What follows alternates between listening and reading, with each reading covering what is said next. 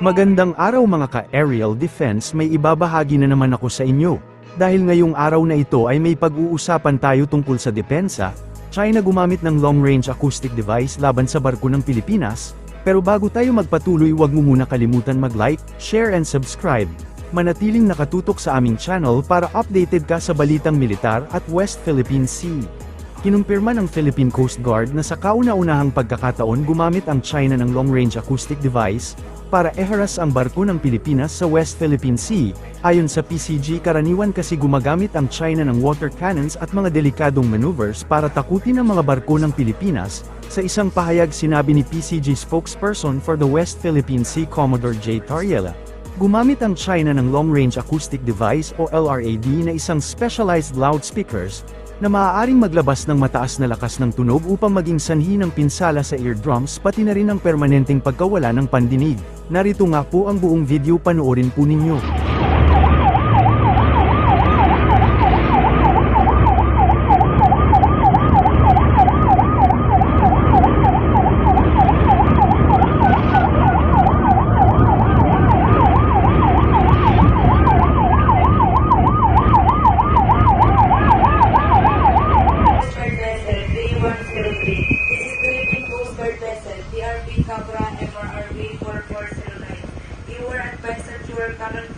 Sailing within the Philippines Exclusive Economic Zone, approximately 94.4 nautical miles west by north of Capones Point, Zambales, Philippines.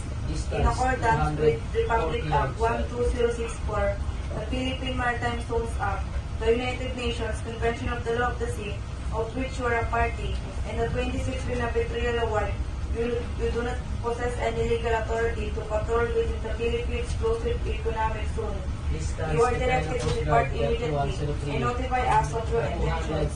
Your illegal activity will be reported to higher authorities. Over.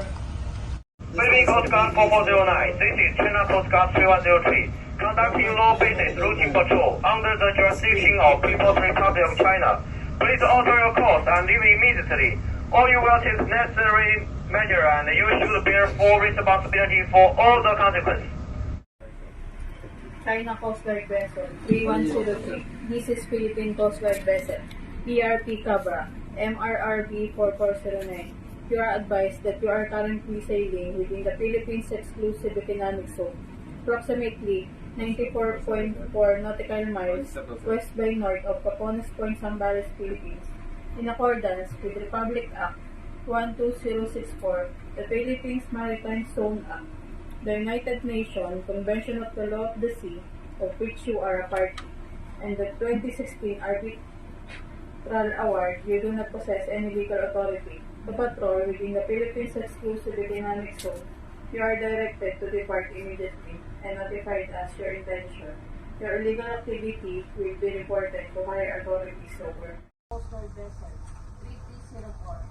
This is Philippine Coast Guard Vessel BRP Cabra MRRB 4409. You are advised that you are currently sailing within the Philippines Exclusive Economic Zone, approximately 94.4 nautical miles west by north of Capones Point, Zambales, Philippines. In accordance with Republic Act 12064, the Philippines Maritime Zone Act, the United Nations Convention of the Law of the Sea, of which you are a party, and the 2016 Arbitral Award, you do not possess any legal authority to patrol within the Philippines Exclusive Economic Zone. You are directed to depart immediately and notified as your intentions. Your illegal activity will be reported to higher authorities. Partikular na tinukoy ni Tariela ang China Coast Guard vessel na may hull number 3103 ang gumamit ng LRAD para iharas ang BRP Cabra upang pigilan ang paglapit nito. Sinabi ni Tariela pinalitan ng CCG-3103 ang CCG-3304 upang iligal na magpatrolya sa bahagi ng Exclusive Economic Zone ng Pilipinas. Sa kabila ng panghaharas ng China Coast Guard, hindi nagpatinag dito ang BRP Cabra ng PCG. Patuloy ang ginagawang hakbang ng BRP Cabra para maiwasan ang pagpasok sa coastline ng Zambales. Patuloy din ang pagbibigay ng radio challenge ng PCG sa CCG at sinabing ang kanilang presensya ay labag sa Philippine Maritime Zones Act. at United Nations Convention on the Law of the Sea pati na rin ang 2016 Arbitral Award. Para sa mas madaming update tungkol sa ating depensa, paki-follow at like muna ng aming page na nasa description na ang link. Huwag mo na rin kalimutan mag-like, share and subscribe. Pindutin mo na rin ang bell para updated kayo sa aking mga bagong video. Maraming salamat po.